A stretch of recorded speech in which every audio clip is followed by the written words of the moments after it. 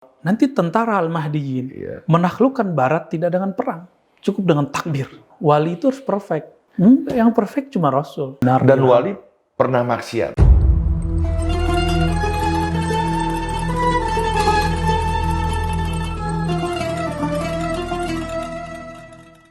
Bismillahirrahmanirrahim. Assalamualaikum warahmatullahi wabarakatuh. Waalaikumsalam warahmatullahi wabarakatuh. Segala puji bagi Allah Tuhan semesta alam. Beliaulah menciptakan perbedaan-perbedaan. Ada yang tinggi, ada yang rendah, ada yang bundar, ada yang kotak, dan dibedakan lagi dengan warna-warna. Kalau hari ini kita beda tempat, beda warna, ini sekedar kita mencari suasana baru. Tapi jangan pernah kita merasa berbeda dengan orang lain. Orang lain juga berbeda. Jadi kita harus menjadi orang yang berbeda dari yang sudah berbeda, yang pernah lahir berbeda. Salam salawat juga kita panjatkan kepada Nabi besar kita Nabi Muhammad SAW. Beliaulah Nabi pembeda. Luar biasa ya. Mudah-mudahan kita ini nanti bisa bertetangga dengan beliau. Amin, amin ya Rabb. Dengan para sahabat-sahabat. Tapi panjang perjalanan kita menuju menjadi tetangganya Rasulullah. Kita harus mengenal dulu kekasih kita itu. Bahkan ada kekasih-kekasih lain di bawah-bawahnya itu. Ada para wali-wali yang harus kita kenali. Dan jangan-jangan dia hidup bersama kita. Jangan-jangan dia orang yang biasa saja, tukang sol sepatu. Tapi ketika dia bekerja, dia selalu ada benih ikhlas yang terlahir dalam setiap tarikan jahitannya. Dan kita nggak tahu namanya juga wali.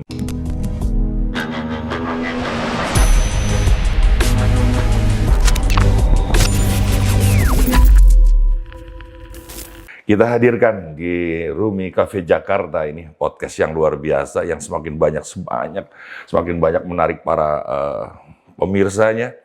Dan ini guru kita, sahabat kita yang sekarang juga tampilnya beda dengan tongkat. Buya Ar-Razi. Sehat Buya Ar-Razi. Assalamualaikum. Assalamualaikum warahmatullahi wabarakatuh. Luar biasa Buya nih hari ini nih. Hartanya yang luar biasa. Semakin kelihatan Buya itu sebagai sebuah pejuang. Masya Allah. Ya, sebagai seorang satria. Amin, ya. amin. Mudah-mudahan kita ini bisa berjuang bersama dengan Buya Ar-Razi. Amin ya Rabb. Buya, kita ngomong tema kita hari ini adalah wali-wali Allah yang turun tangan kelak nanti di akhir zaman. Saya kan dari dulu pernah mendengar bahwa ciri-ciri akhir zaman itu ada matahari terbit di barat, sementara biasa di timur. Nah ini pengertiannya, ini pengandaian atau ini apa ya Bu ya? Saya pernah mendengar kabar bahwa nanti orang Barat yang dibilang itu banyak kafir, tiba-tiba dia memeluk agama Islam. Atau bagaimana Bu ya ini?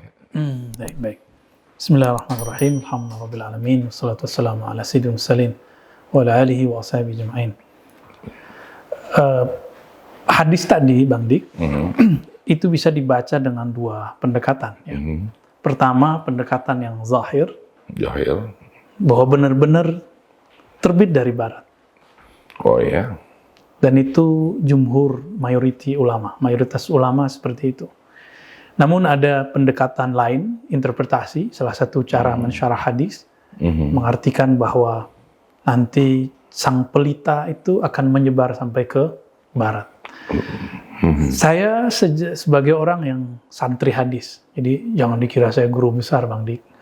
Kalau perut besar sih Bang Dik lebih besar dari saya. Tolong diedit itu. Yang tepat itu makna yang pertama.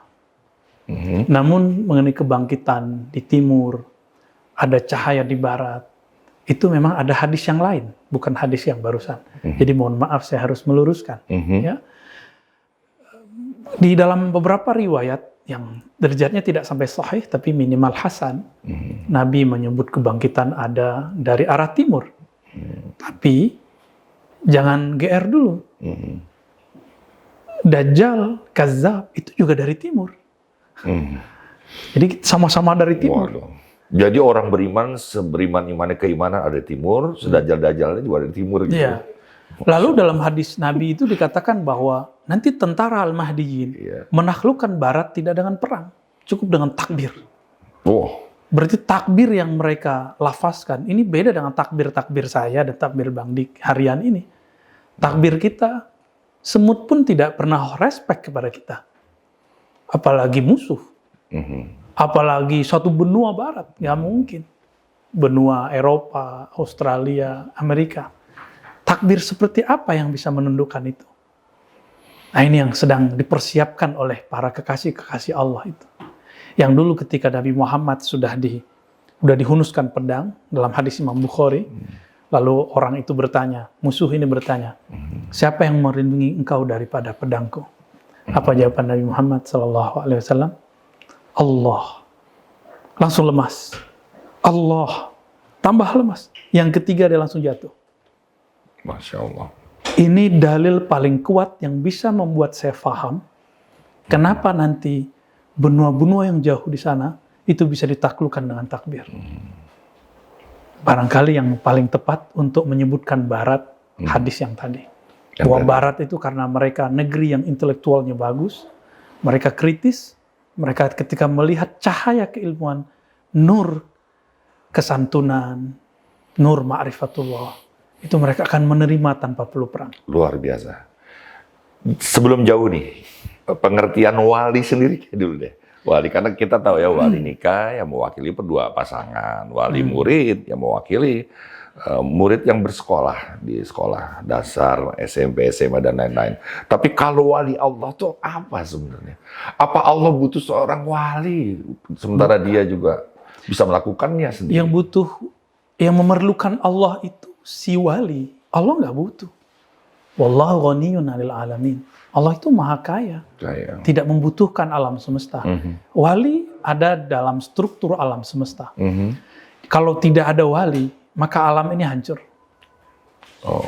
Maka Nabi mengatakan, la taqumus sa'ah hatta la yuqalu fil ardi Allah, Allah. Kiamat tidak terjadi sampai tidak ada lagi yang membaca Allah, Allah. Inilah zikirnya para wali. Yang kemudian dibid'ahkan oleh orang-orang yang tidak mengerti ilmu kewalian. Bukan berarti setiap orang yang zikir Allah, Allah wali, belum tentu. Mungkin dia muridnya wali, kenalannya wali, atau orang yang punya sanad keilmuan kepada wali. Lalu siapa wali itu? Saya jawab dengan hadis, lalu dengan Quran. Karena nanti nyambung. Nabi ditanya dalam sebuah riwayat Abu Nuaim, Man awliya Allah? Siapakah wali-wali Allah itu? Lalu Nabi ditanya, menjawab, Man idza ru'u dzukirallah. Orang yang jika engkau pandang, engkau visualkan, engkau ingat, membuat kamu terhubung, terkoneksi kepada Allah. Wow. Siapa kira-kira Bang Dik? Jawab sendiri dalam kalbu ya. Buya lah. Jangan bilang saya. Saya hamba Allah. Ya, hari ini kan saya memandang Buya. Kalau kameramen terhalang oleh lampu. Ya. Imam Ibn Athaillah Sakandari itu menyebutkan bahwa wali itu ada di sekitar kita. Tadi kan Bang Dik mengandai-andai. Soal sepatu, jangan-jangan orang-orang yang sekitar kita. Menjelaskan fenomena ini, Ibn Athaillah Sakandari yang wafat 79 Hijriah. Sekarang 1443. Ini kaidah beliau bisa kita pakai dari hikam. Subhanalladzi satara sirral khususiyah bizawahiril basyariyah. Maha hebat Allah. Subhanallah itu artinya maha hebat. Maha hebat. Maha hebat, maha canggih Allah. Yang menyembunyikan, yang menyisipkan, menyempilkan, kalau bahasa orang Jawa, kekasih-kekasihnya, rahasia-rahasianya pada orang-orang yang secara zahir berpenampilan seperti manusia biasa. Mungkin dia seorang kameramen, ya nggak? Mungkin dia seorang seniman, mungkin dia seorang yang zahirnya kita lihat bermaksiat, tapi ternyata batinnya selalu koneksi dengan Allah dan dia mencari jalan kepada Allah. Karena wali itu ditentukan langsung dengan ilmunya yang qadim. Wali itu, walaupun secara zahir itu proses seseorang menjadi wali, tapi batinnya itu sudah ada dalam ilmu Allah. Fudail bin Iyad, walaupun beliau mengalami proses pernah menjadi preman, pernah menjadi seorang yang paling nakal di dunia. Jika ada orang bawa barang, itu dia rompak. Kalau di laut itu perompak. Kalau di jalan dia menjadi qat'ut thariq, penyamun, maling. Untuk apa? Untuk dibagi-bagikan juga. Bukan untuk dirinya sendiri. Mirip-mirip Sunan Kalijaga. Tapi Allah menginginkan lain. Batin dia selalu bergelisah. Kayaknya bukan ini yang aku cari. Maka kita jangan GR dulu. Jangan merasa sok suci dulu dengan ketaatan kita yang ada. Siapa tahu orang-orang yang kita anggap hina hari ini, mereka lah kekasih-kekasih Allah. Nanti di saat kita berubah jadi durhaka, mereka menjadi kekasih-kekasihnya. Masya Allah. Kemurahannya Allah. Lalu yang kedua ayat Al-Quran. Siapakah wali Allah? Ala inna awliya Allah la khaufun alaihim wa lahum yahzanun. Ketahuilah ala. Ala itu kayak orang bilang, halo, hey, gitu ya. Ala. Nyapa. Hey, ketahuilah. Ini pengumuman dari Allah. Wali-wali Allah itu, orang-orang yang di kolbunya ada kestabilan rohani, kematangan rohani. Orang yang matang itu dia tidak krusak-krusuk. Krusak-krusuk cari Imam Mahdi. Enggak. Tenang. Tidak was-was. La khauf. Walaupun berat, ini zaman kita sangat berat. Belum lagi pandemi, belum lagi vaksin yang ada yang memalsukan vaksin. Ada yang menyuntikkan sehari itu ternyata bukan vaksin. Betul-betul belum lagi nanti orang-orang yang menari dalam penderitaan masyarakat sekarang. Kita nggak usah panik. Emang beginilah alam. Semakin kacau, semakin zalim, semakin dekat kemunculan Dajjal dan Mahdi. Berarti wali-wali Allah semakin banyak. Dan sekarang ini masa, Bang Dik. Allah cabut para ulama, Allah angkat para wali, berarti harus ada yang bertugas. Ada pergantian. Karena tidak ada satu saat di muka bumi, kecuali ada kekasih-kekasihnya. Dan itu berganti. Malaikat aja ada shift-shiftnya. Pagi, sore. Masya Allah ya, berarti ada lowongan nih buat jadi wali. Mau daftar dulu. Tapi kenapa ente pada pengen jadi YouTuber sih? Ingin jadi kekasih Allah. Masya Allah. Buya, sebelum kita jauh tentang wali-walinya, ada wali kecil, ada wali besar. Ya, wali kecil ini penting untuk mengingatkan bahwa Sunan Gunung Jati itu wali besar. Wali Songo itu wali besar. Tanpa wali kecil ini kan tidak ada wali besar yang menunjukkan. Nah, wali kecilnya yang seperti apa kira-kira ya? Kembali ke ayat tadi dan hadis tadi. Ayat itu menyebutkan orang itu tidak takut dan tidak galau, tidak ada rasa sedih yang berarti. Wow. Bang Dik ketika masuk ke satu negeri, yang di negeri itu kita kenal dengan penguasa negeri. Takut nggak masuk ke negeri itu? Ya. Nggak takut nggak? Kita kenal baik. Tapi kita masuk ke satu kampung, satu negeri, dan kita punya akses kepada pemilik kampung. Ya nggak takut lah. Nggak takut. Kenapa? Kenal. Dekat, kenal. Jadi kalau ada orang ganggu gimana? Bilangin aja sama dia. Nah, kira-kira begitu. Waduin lo. Maka kewalian itu bukan masalah ibadah yang banyak. Tapi bukan masalah penampilan yang horor pakai. Sengaja saya bawa tongkat hari ini. Ini salah satu pencirian Nabi dulu bertongkat, Nabi Adam bertongkat, Nabi Musa bertongkat, Nabi Muhammad pun bertongkat. Para guru-guru kita hampir semua masyayikh saya ngomong begini semua pakai tongkat besok. Iya Buya. Nggak usah dulu. Laku Buya pasti tongkat sekarang. Bukan berarti wali itu mesti bawa tongkat. Nanti ada saatnya semua mereka bertongkat.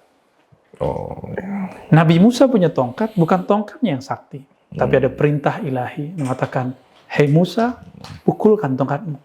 Jika tidak ada kalam ini, maka tongkat itu sama dengan tongkat-tongkat yang lain.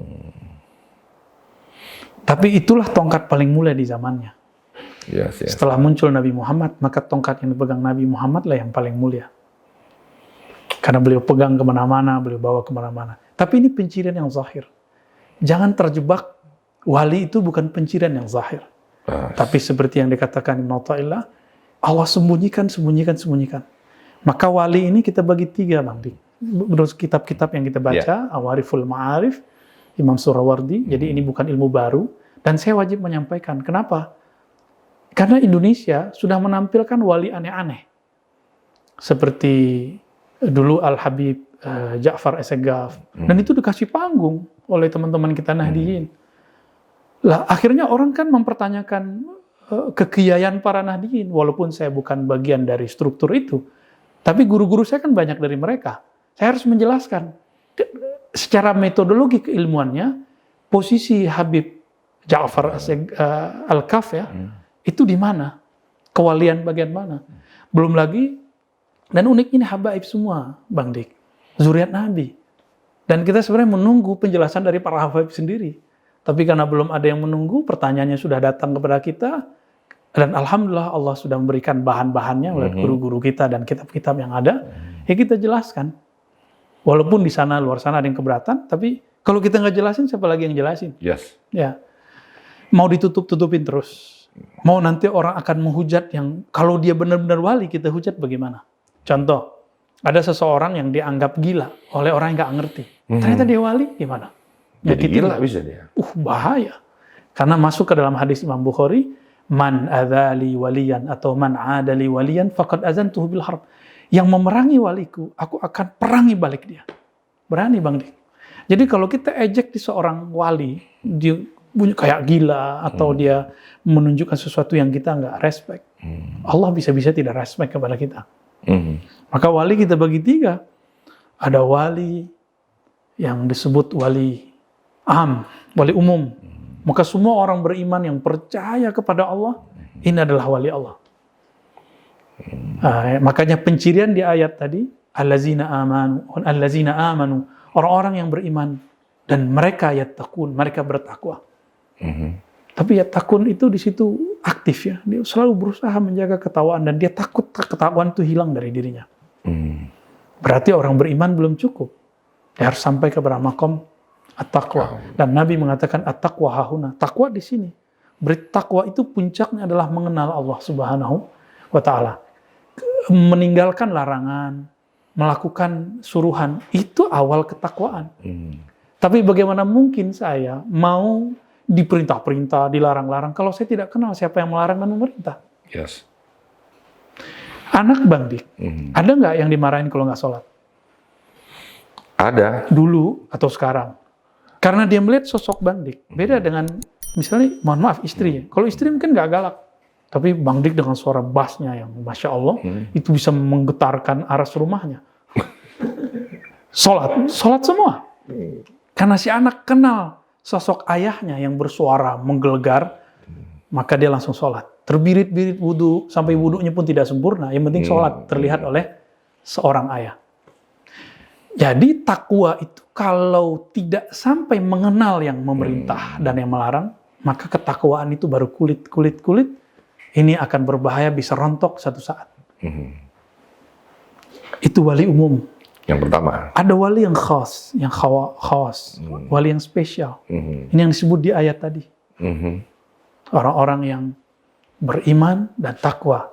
Buah dari iman dan takwa dia, karena dia mengenal yang dia sembah, maka dia ada perasaan, indikatornya tidak was-was.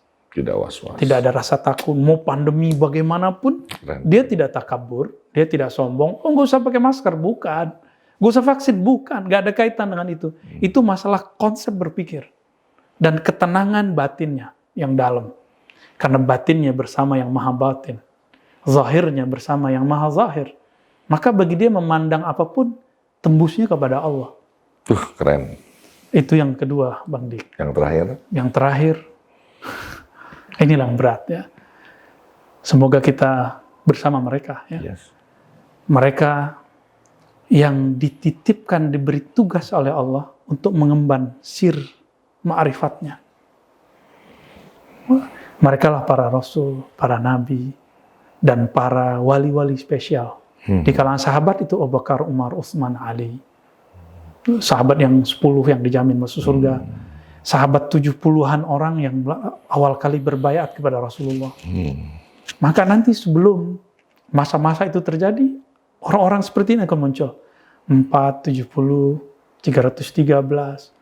Puncaknya nanti ketika Nabi SAW haji wada, 124.000. Itu jumlah wali-wali besar.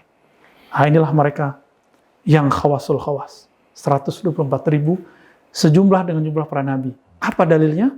Al-ulama warasatul anbiya. Ulama itu pewaris para nabi. Jika nabi itu jumlahnya 124.000, maka ulama juga nggak jauh-jauh dari sana. Ulama yang wali. Berarti ada ulama yang ubaru. Masya Allah. Yang bukan wali ya. Jadi teman-teman nih, kita bisa mengukur sendiri kewalian kita ya. Di antaranya adalah lahir ketenangan dalam diri kita, jiwa-jiwa kita itu tertuntun benar-benar dari cahaya Nur Muhammad dengan segala petunjuknya, sehingga kita tidak pernah gamang dalam keadaan apapun gitu ya. Dan Royal, kamu jadi wali nggak usah pakai tongkat lah, pakai monopol aja ya, sesuai dengan kameramen ya pakai tripod gitu ya. Buya, kalau kita mengenal nabi-nabi itu dari Jazirah Arab, nabi-nabi dan rasul, kenapa tanah air kita ini penuh dengan wali-wali? Masya Allah. Ada 9 wali sebagai sebuah kode ayat, tanda-tanda. Ini ada apa ya, Bu ya? Sebelum kita ngomong tentang jenis-jenis wali lah ya. Masya Allah. Ya. Nanti ada pencirian yang lain dari wali. Tadi kan 3 strata. Mau yang mana dulu? Itu dulu pencirian. Mumpung masih. Kenapa dulu ya? Kenapa dulu? Nanti baru masuk ke macam-macam wali. Kenapa di negeri kita banyak cerita-cerita kewalian? Ya. Sebentar Buya, tadi Buya mau ngejelasin wali Ja'far nggak tuh? Oh itu yang mau saya jelasin nanti. Mau dijelasin dulu ya? Iya, saya tadi nungguin tuh. Wali-wali seperti Habib Ja'far, termasuk yang masih hidup ya, itu masuk bukan di 1 dan 2, tapi yang ketiga. Di yang ketiga ini ada wali yang dia salik. Dia beramal, berjuang, melawan hawa nafsunya. Disebut murid. Karena Allah terima dia, karena dia mampu menekan egonya sampai 0, maka dia menjadi murid. Murid itu yang berkeinginan, berkehendak mengenal Allah. Murad itu yang diundang oleh Allah. Diundang. Kapan diundang? Itulah kuncinya dalam surat Taha. Hei Musa, fakhla'na alaik. Tinggalkan sendalmu. Jangankan jubahmu, sendalmu tinggalkan. Jangankan tongkat-tongkatmu, jangankan gelar-gelarmu, popularitasmu, penyematan nama-nama, gelar-gelar yang orang kasih kepadamu, sendalmu tinggalkan. Ini makna lain yang disebutkan dulu oleh Imam Qushairi, Imam Sulami, Imam Alusi, termasuk Imam Haqqi, Ismail Haqqi dalam tafsir Ruhul Bayan, Ruhul Ma'ani. Mereka menyebutkan sisi-sisi ini. Jangankan jubah-jubahmu, jangankan tongkat-tongkatmu, popularitasmu, gelarmu, sendalmu tinggalkan. Maka kemarilah, masuklah ke tempat muqaddas yang suci. Jadi ketika kita tanggalkan kedirian kita, di saat itulah awal daripada murad, kewalian. Maka seorang murid tidak akan sampai ke hadirat Allah, sukses mengenal Allah, sampai dia menanggalkan itu. Seorang mahasiswa, kalau dia merasa pintar, dia tidak akan pernah bisa menerima pesan-pesan dari pembimbingnya. Seorang santri tidak akan pernah bermanfaat wejangan-wejangan kiainya, sampai dia menanggalkan kepintarannya. Apatah lagi mau jadi wali. Ya, hanya Allah yang boleh mengatakan ana rabbuka, aku. Keakuan itu yang harus dihabiskan. Maka wali-wali ini semua awalnya mereka murad, lalu menjadi murid yang berkehendak, lalu menjadi murad. Biasanya ini kebanyakan ada di jalur thariqat sufi, atau ahli-ahli fikih, ahli hadis yang mereka bermujahadah, ahli-ahli akidah yang mereka menanggalkan kepintarannya dan bermujahadah. Imam Abul Hasan Asy'ari 20 tahun sholat subuhnya dengan wudhu sholat isya'nya. Berarti beliau tidak tidur. Seperti Imam Sufyan Ats-Tsauri, Imam Salafus Saleh, Abu Hanifah 40 tahun. Imam Malik berpuluh-puluh tahun. Wudhu isya'nya tidak batal, berarti dia tidak tidur. Wirid, zikir, tafakur, wirid, zikir, tafakur, tafakur. Begitulah kemudian sepanjang hidupnya. Bahkan Sufyan Ats-Tsauri ketika tertidur dari wirid malamnya, dia nangis di siangnya. Kita tidak sanggup seperti mereka. Inilah yang disebut jalan kewalian sufi, yang kita sebut sekarang ilmu thariqat, ilmu tasawuf. Maka hari ini teman-teman, benarlah kata Imam Qushairi di abad ke-5, penampilan masih seperti penampilan mereka. Kemah-kemahnya masih seperti kemah mereka. Bahkan kamarnya, hiasannya masih sama seperti hiasan mereka. Tetapi permaisurinya bukanlah permaisuri mereka. Penampilan masih penampilan wali, penampilan sufi, tapi nur di dalamnya bukanlah nur kewalian yang dulu diwariskan. Itu di zaman beliau abad ke-5. Apalagi kita. Maka saya tidak merasa pantas jadi wali, Bang Dik. Kecuali Bang Dik, nama anaknya wali. Bapaknya wali. Terus ada yang kedua, wali Allah, kekasih Allah, yang kita sebut dengan wali malamatiyah. Malamatiyah atau mulamiyah. Ini dibuat kaedahnya oleh Imam Suhrawardi, ahli hadis, al-hafiz, al-faqih, murid juga dari Imam Al-Qutub Rabbani Abdul Qadir Jilani. Apa kata beliau? Saya suka baca kitab beliau karena disusun dengan metode gabungan ahli hadis, ahli akidah, ahli tasawuf. Indah sekali baca kitabnya, 2 jilid. Apa kata beliau di sana? Malamatiyah itu man la yudminu syarran, yang tidak pernah menyimpan keburukan. Kullu ma siwallah syarr. Segala selain Allah itu buruk. Kecuali yang ada nur Allah di dalamnya. Mereka tidak pernah menyimpan sesuatu pun di kolbunya selain Allah. Tetapi la yuzhiru khairan. Dia tidak pernah menampilkan kesolehan zahir. Maka wali-wali inilah yang diceritakan oleh Imam Nuthailah tadi. Dan mereka ini lebih misterius daripada wali-wali biasa. Lebih dalam, karena dia sanggup menyembunyikan kewaliannya di saat orang-orang euforia dengan pengalaman batinnya, penemuan-penemuan keilmuannya. Dia menahan. Itulah makna yang disebutkan dalam Al-Quran. Wastaqim kama umirta. Hai Muhammad, kata Allah, tahan apa yang aku perintahkan kepadamu, sebagaimana engkau diperintahkan. Itulah yang Nabi katakan, syayyabatni hudun wa akhwatuha. Karena surat Hud ini, kata kalimat ini, sabar, tahan, jangan ember, jangan cerita kepada orang yang bukan ahlinya. Itu membuat Nabi beruban. Jadi Nabi tidak beruban karena istrinya 9, Bang Dik. Duh, jadi saya bingung. Tapi Nabi beruban karena memikirkan hal itu. Lalu yang ketiga, itu malamatiyah. Sebenarnya malamatiyah ini yang dahsyat. Sebenarnya kalau dibahas panjang lagi tuh ya. Malamatiyah itu disitulah Allah menyimpan. Karena sesuatu yang berharga itu disimpan di tempat paling berbahaya. Sehingga orang mengira bahwa, orang masa dia sih? Masih dia sih? Gitu. Jadi tempat penyimpanan paling hebat itu adalah tempat yang menurut orang paling berbahaya. Dan Allah menyisipkan mereka di tengah-tengah orang-orang ini. Jadi kalau mau cari wali begitu, bukan di zawiyah, bukan di kafe Rumi ya, bukan di zawiyah, bukan di ribat nuraniyah, bukan. Tapi di tengah kehidupan kita ini, orang-orang ini, mungkin dia berpenampilan yang menurut kita kan membayangkan wali itu zuhud, belum tentu dia berzuhud secara zahir. Wali itu di gunung, enggak ada. Dia mungkin di jurang. tapi baru kali ini ya podcast ya, kameramen ikut ngomong. Dan Allah menitipkan rahasia-rahasia itu banyak sekali. Itulah yang disimbolkan Nabiullah Khidir ketika Sayyidina Musa alaihi salatu wassalam mengatakan, aku tidak kenal ada yang lebih tahu dariku. Secara intelektual itu benar. Nabi Musa tidak menemukan, maka dia tidak salah adab. Tapi secara spiritual, itu cara Allah untuk membuat pelajaran, memberi pelajaran untuk Nabi Musa.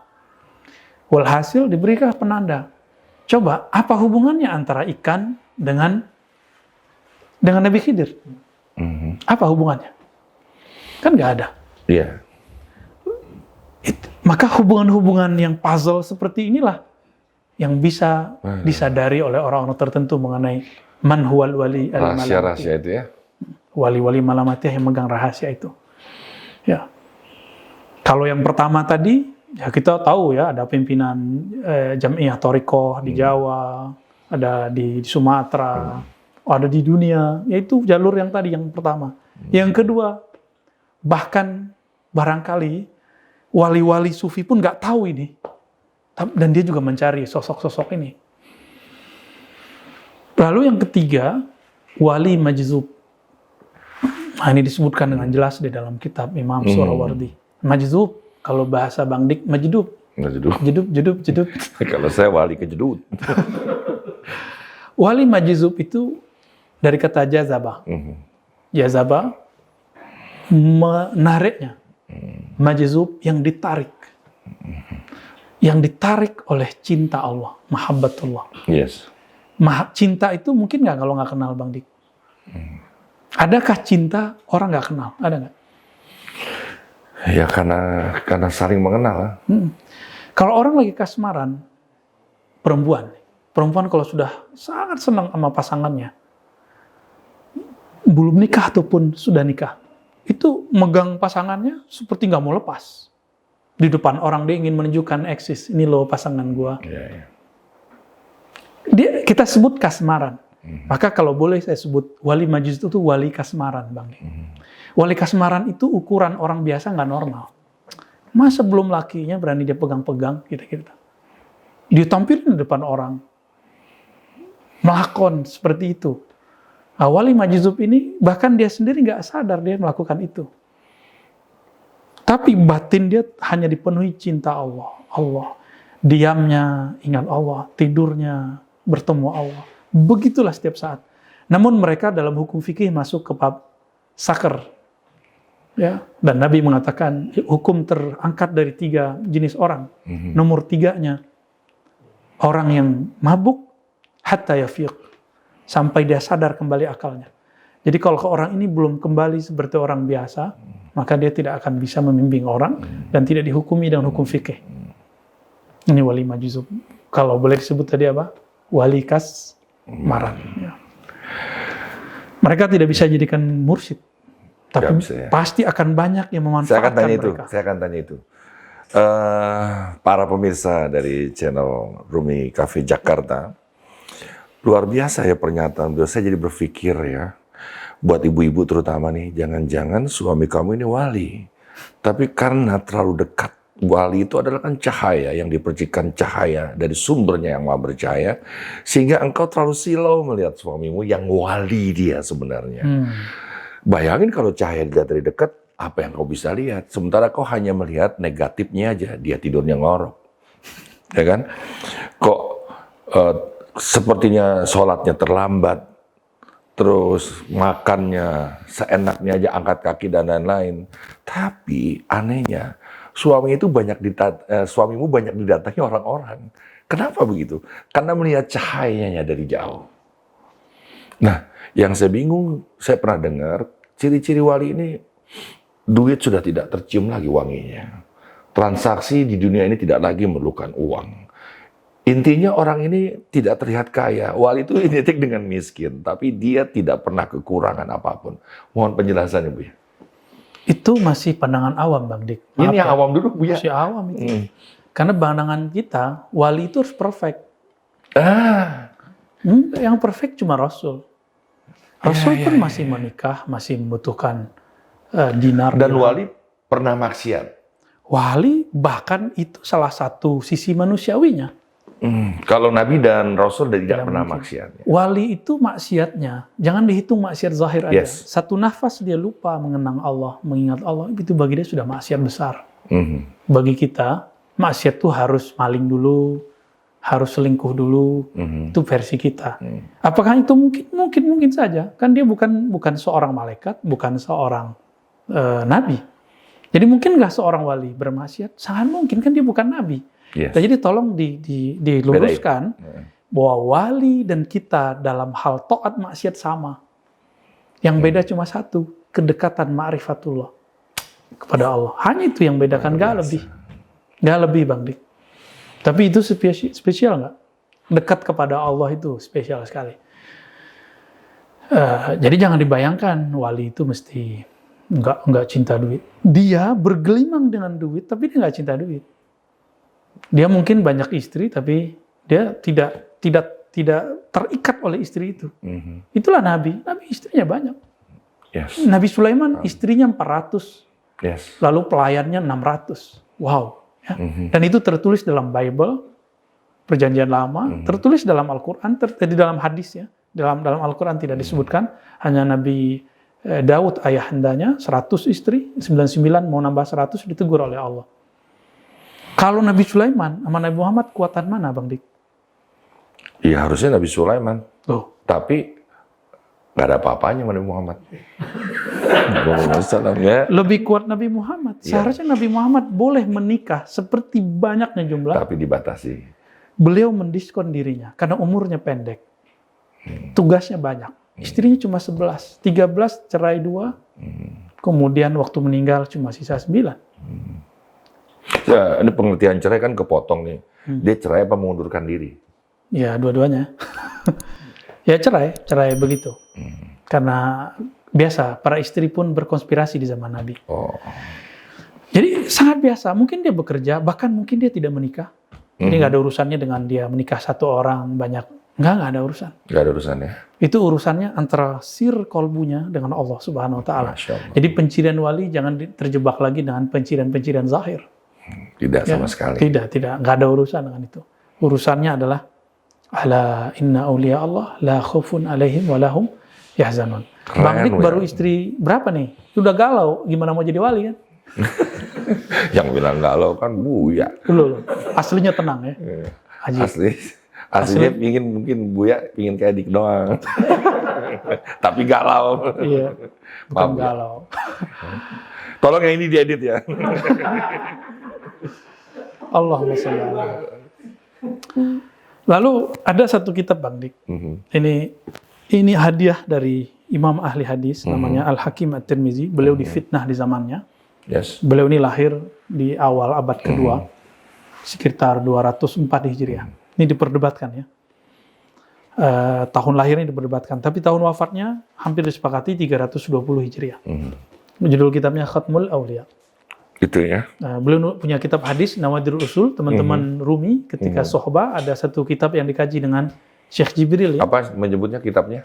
Khatmul Auliya. Khatmul Auliya. Ya, khatam, penutup para wali. Para wali. Jadi di situ banyak pelajaran tentang ciri-ciri. Metodologi ilmu kewalian diceritakan di sini dengan apik sekali. Wow. Jadi kenapa saya berani membicarakan ini? Tapi saya pasti nggak bisa baca. Di sini bahasa Arab semua. Tapi temenan nama yang bisa baca. Oh iya, siap. Di kitab inilah dijelaskan metodologis pencapaian para wali. Gimana cara orang jadi wali? Lalu ilmu apa saja yang dimiliki para wali. Lalu nanti puncaknya adalah pemimpin para wali itu.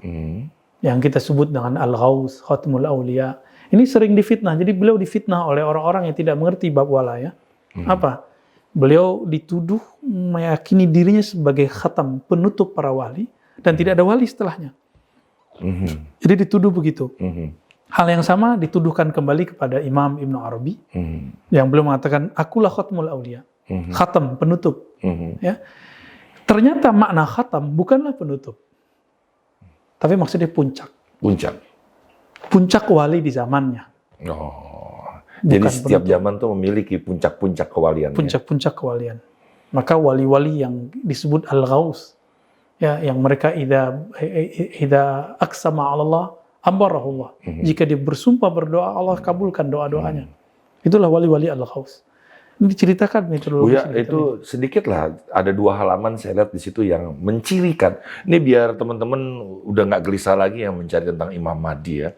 Karena jelas banget ada 7 dan 4 ciri-cirinya itu tadi. Buya, itu penting sekali Buya. Ini jauh-jauh hari sebelum kita bahas Mahdi loh ya. Ya. Jadi kalau mau tahu wali sekarang, nanti Imam Mahdi nanti Bang. Ini ada 7 pencirian yang zahir. Nah ini penting ini teman-teman semua. Ada 4 pencirian batin. Nah, ini sebenarnya sudah kita kaji di beberapa majelis ya. Yang pertama, memandangnya membuat kita terkoneksi kepada Allah. Wow. Yang kedua, mereka punya sultanul haq. Jelasin. Sultan kekuasaan, al-haq yang hak. Artinya, dia punya akses khusus kepada Allah. Tembus. Iya, punya energi yang besar yang Allah titipkan ke dalam kalbunya. Insya Allah. Ibarat orang punya kartu khusus kepada Allah. Ya. Kemudian ini di halaman 184 cetakan Al-Maktabah As-Saqafiyah Diniyah. Ya. Kemudian yang berikutnya punya firasat yang tajam. Firasat yang tajam. Ini siapa aja yang punya ini? Biasanya dia wali. Insting ya. Dia bisa melihat di balik. Ini di atas insting. Karena insting ini masih binatang pun punya. Kalau menembus dinding ini menembus waktu ya. Lebih dari itu. Lebih dari itu, Ya. Masya Allah. Lalu ada ilham. Ilham. Ada kemudian penjagaan dari Allah. Allah jaga mereka. Salah satu cara Allah menjaga mereka, Allah simpan mereka. Karena makanya sesuatu wali harus disembunyikan. Harus disembunyikan. Tapi ada beberapa wali yang dimasyhurkan. Itu pun dijaga dengan perangkat-perangkat keilmuan kah, atau perangkat-perangkat yang lain. Materi kah, pasukan. Ini wali masyhur. Wali masyhur. Kalau wali yang tidak masyhur, seperti tadi. Dan mereka dijaga, kenapa? Karena mereka ada tugas. Ada wali yang bertugas sebagai pengemban keilmuan. Maka mereka kutubul irfan. Ada wali yang mengemban rahasia-rahasia pengamanan. Pengamanan alam semesta. Maka dia menjadi disisipkan kepada para pemimpin. Tugas-tugas wali. Ya. Ada yang kepada para militer. Ada yang kepada para pedagang. Jadi jangan-jangan di antara pedagang, pengusaha-pengusaha hebat itu ada 1-2 di antara mereka yang wali. Wah, luar biasa. Jadi jangan dikira, ya saya sedih ketika ulama wafat. Tapi jangan sedih-sedih amat. Kan Allah maha hebat. Allah sembunyikan, sisipkan di mana-mana. Dan itu akan berganti. Jika malaikat dengan mudah Allah ganti asar subuh. Bagi saya wali itu Allah ganti semudah itu. Ya sekedip mata oleh Allah SWT. Lalu yang ke-6, iltifaqul alsina bisana alaihim. Para wali-wali yang lain, orang-orang soleh, sepakat bahwa dia ini memiliki ilmu kewalian. Ini yang zahir. Mempunyai ilmu kewalian. Illa man ibtuliya bihasadim. Kecuali orang yang diuji dengan hasad. Masa situ wali? Gitu. Ya. Dan yang ke-7 ini yang paling penting. Allah beri karomah. Doanya mustajab. Yes. Tapi itu nomor 7 loh Bang. 7 ya. Nomor 7 ini saya bagi lagi. Ada karomah yang zahir, ada karomah yang batin. Maka yang batinnya disebutkan dalam ujung kitab Muhadatsatul Khidr. Bisa berkomunikasi dengan gurunya para nabi, selain Nabi Muhammad, itu berguru ke Nabi Khidr. Itulah gurunya para wali ntar. Di bab itu saya ingin bertanya, Buya. Kalau wali-wali punya kelebihan karomah, kan tugasnya dia menyelamatkan bumi yang hancur ini. Seperti mendoakan agar pandemi ini cepat selesai, atau Palestina dengan Israel segera selesai. Ini kemana mereka ini, Buya? Itu baru tadi yang zahir ya. Terus doanya dikemanain? Wali itu saya gantilah istilahnya. Orang yang kenal Allah. Orang yang kenal Allah. Kalau Allah dikenali mereka, berarti mereka kenal nggak dengan kehendak Allah? Mereka tahu nggak ini Allah lagi punya skenario apa? Oh, yes. Karena mereka kenal Allah lagi maunya apa, sedang merencanakan apa.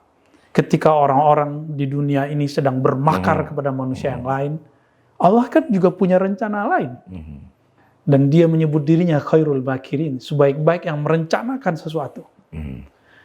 Maka seorang wali faham. Inilah yang diajarkan Nabiuna Khidir kepada Nabiuna Musa. Apa kata Nabiuna Khidir? Hei Musa, kamu tidak akan sanggup bersamaku. Ya, dia nggak akan sanggup. Kata Nabi Musa, oh insya Allah sanggup. Jalanlah mereka.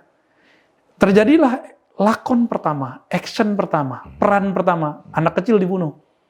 Dalam hukum Nabi Musa, membunuh anak dibunuh balik. Kisos namanya. Tapi berlaku nggak dengan Nabi Khidir? Nggak berlaku. Ketika Nabi Musa hilang kesabarannya, maka Nabi Khidir mengatakan, apa kataku, kamu tidak sanggup.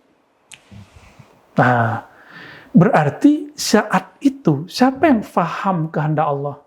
Nabi Musa faham hukum Allah. Tapi Nabi Khidir paham kehendak Allah. Nah ini dua makrifat yang berbeda.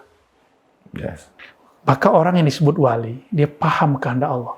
Karena dia tahu kehendak Allah, dia tidak berani minta supaya pandemi diangkat hari ini. Saat ini. Buya, saya jadi keinget Buya. Dengan doa Buya tadi barusan. Sahabat Rumi Cafe, saya ini pernah melihat ada orang dengan jubahnya yang luar biasa, keislamannya, terlihat nyata secara johir. Saya pikir ini salah satu kekasih Allah ini. Tapi begitu dia berdoa, saya nggak jadilah menganggap dia seorang wali yang spesial. Karena doanya begini, ya Allah, angkatlah pandemi ini ya Allah. Setahu saya, emang pandemi diturunkan oleh Allah, kenapa nyuruh Allah ngangkat pandemi kan gitu. Betul. Jadi gimana Bu ya? Ini sindiran Imam Abul Hasan Syadzili. Beliau hidup di abad ke-7 Hijriah. Menitipkan sebuah doa yang perlu dibaca oleh orang akhir zaman. Doa ini terhimpun dalam hizib namanya Hizbul Bar. Ini oleh-oleh kita di sore ini, ya, siap malam ini. Apa kata beliau dalam doanya? Ya Rob, celakalah orang yang percaya kepada Engkau, dan celakalah dia, dan celakalah dia. Dia percaya, tapi dia tidak meridhoi kehendak-Mu. Berarti kebalikannya apa? Beruntunglah orang yang percaya kepada Engkau, lalu dia meridhoi kehendak-kehendak Engkau. Nah, ini titipan dari beliau. Kita, Bang Dik, percaya Allah nggak? Percaya. Allah sekarang menghendaki, mengizinkan ada orang berkonspirasi kah namanya, menyebarkan, saya nggak mau tahu itu urusannya apa. Terserah. Yang penting sekarang pandemi berkembang. Ya kalau kita emang harus kemana-mana harus pakai vaksin, vaksin aja. Iya. Konspirasi, emang udah begitu. Kita Udah begitu. secara zahir nggak bisa menang, tapi batin kita jangan pernah kalah. Ya, walaupun di antara kita nanti ada yang terkena hadiah virus, Bang Dik misalnya meriang gitu ya, jangan pernah was-was. Katakan, oh begini toh rasanya. Ya, Iya. Allah kayaknya lagi ngasih tahu nih, begini rasanya kena pandemi. Nggak usah putus asa, karena was-was saat orang kena pandemi itu lebih dahsyat daripada virus itu sendiri. Jadi sederhananya, kemana mereka? Justru karena mereka tahu doa ini untuk nanti di akhir zaman. Ini sudah akhir zaman. Yes. Nanti lagi. Apa kata Nabi ini? Mereka mewarisi sikap kenabian. Inni khabba'tu da'wati. Hadis ini sahih. Aku menyimpan, mengundur doa-doaku. Yes. Beda dengan Nabi Nuh. Beliau wajar seorang 900 tahun lebih. Nabi Ibrahim. Ya, wajar. Mereka sudah mengalami hiruk pikuk pancaroba yang luar biasa. Kita kan baru beberapa tahun ini. Nabi Nuh wajar, maka jangan pernah meremehkan Nabi Nuh. Karena beliau mendoakan, hancurkan mereka ya Allah. Karena kalau melahirkan anak pasti kufur semua. Saya memahami secara manusiawi, ini wajar karena beliau sudah 900-an tahun berdakwah. Ini baru 2 tahun kena pandemi, sudah nggak sabar minta. Masih ingat Nabi Ayub? Istrinya ketika mengatakan, wahai suamiku, kamu kan Nabi. Kenapa nggak minta kepada Allah supaya semuanya hilang? 7 tahun Bang Dik. Itu istrinya yang tadi bertahan. Istrinya yang pertama dan paling bertahan ketika yang lain bubar. Istrinya kan banyak. Dia kan seorang pengusaha. Bubar semua, sisalah yang satu yang setia. Ketika dia mau cari makan 1 bongkar roti, harus menjual rambutnya. Itu nggak dimarahi tapi tidak diusir. Tapi ketika dia mengatakan, wahai Ayub, bukankah engkau seorang Nabi Allah? Mintalah. Jadi seorang istri itu ada kesabaran. Tapi istri ini kan wali juga. Ada kesabarannya, Bang Dik. Akhirnya beliau mengatakan, kamu pergilah. Karena hukumnya Nabi Ayub itu adalah hukum bab kesabaran. Siapa yang tidak sabar di luar barisan. Wow. Ini pelajaran Ayub, pelajaran bab sabar. Berat sekali. Itu nama Allah yang ke-99. Berarti yang paling terakhir. Paling terakhir. Teman-teman, ini kita harus koreksi lagi ya. Bahwa memang harusnya kita berdoa, ya Allah, atas pandemi ini yang kau turunkan, kuatkanlah kita semuanya bisa menerima ini semua. Berikan keridhaan. Berikan keridhaan dan lain-lain. Masya Allah. Sabar dan syukur memang nanti akan kolaborasi melahirkan keikhlasan. Dan dengan mudah kita bisa menjalani dengan ini ya. Nah, terakhir itu Bang Dik. Sepakat nggak kalau orang yang menyebarkan virus ini zalim? Sepakat? Ya kalau iya. Zalim nggak? Iya. Mungkin nggak virus berkembang sendiri? Nggak mungkin. Tidak. Pasti ada seseorang di luar virus itu yang menyebarkan ini. Yes. Itu udah pasti. Tanya semua ahli kimia, orang-orang lab. Mungkin dia dibiayai, atau dia sendiri yang kita nggak tahu. Wallahu alam. Kita nggak mau menakar-nakar, menerka-nerka yang kita tidak tahu. Tapi yang pasti kaedahnya seperti itu. Lalu kalau begitu bagaimana? Kita mengutuk mereka? Nggak usah. Mereka makar, Allah lebih makar. Ketika kezoliman mereka menyebar, maka ini antara rasa harap dengan rasa takut itu muncul, bergabung al-khauf dan roja. Apa kata Nabi? Ini kabar gembira Bang Dik, sekaligus kabar buruk. idza muliat al-ardu jawra, jika bumi sudah dipenuhi dengan kezaliman, maka saya tanya, ini zalim bukan? Zalim berlapis zalim. Ketika ada vaksin, kemudian jadi bisnis, ada yang bermain, kita melihat beritanya. Kita bukan main hoax. Ya, kita mendengar berita, ada yang nyuntikin tadi tidak benar. Wallahu alam, kita nggak tahu. Saya bukan orang-orang yang punya otoritas di sana, tapi miris dengan berita ini. Miris, tapi dalam batin hati berkata, apakah ini yang Nabi katakan? Ketika bumi sudah berkembang semua kezaliman. Adakah sekarang negara yang tidak dimasuki oleh pandemi namanya corona ini? Tidak ada. Semua masuk. Covid ini masuk semua. Maka kabar gembiranya, jika semua sudah muncul, Allah akan bangkitkan seorang juru selamat. Ini yang ditunggu-tunggu semua orang beragama. Insya Allah di lain waktu kita akan membahas. Masya Allah. Siapakah dia? Man huwa? Terakhir, Buya, kepada seorang wali, haruskah kita mencarinya saat kita berjumpa dengannya? Apa yang harus kita lakukan? Karena tadi Buya mengatakan dia tidak jauh dari kita. Dia berada di tengah-tengah masyarakat. Betul. Jika rezeki kita cari, rezeki yang zahir, kenapa rezeki yang batin kita nggak cari? Dan hadisnya jelas, man salaka tariqan, siapa yang menjadi salik, menempuh jalan, yaltamisu bihi ilman, yang dia mencari dalam perjalanannya ilmu. Ilmu itu salah satu aksesorisnya Allah. Maka wali-wali ini adalah aksesorisnya Allah Subhanahu wa taala. Yang harus kita cari manik-maniknya, mutiara-mutiaranya dari mereka. Maka Allah akan mudahkan jalannya ke sana, ke surga. Surga apa? Jannatul Ma'arif. Surga ma'rifat. Itulah surga di bumi. Surga di sana itu surga yang zahir. Surga yang sekarang surga ma'rifatullah. Surga zikrullah. Maka Nabi menyebut taman-taman yang menyebut nama Allah dengan surga, taman-taman surga. Wajib kita cari.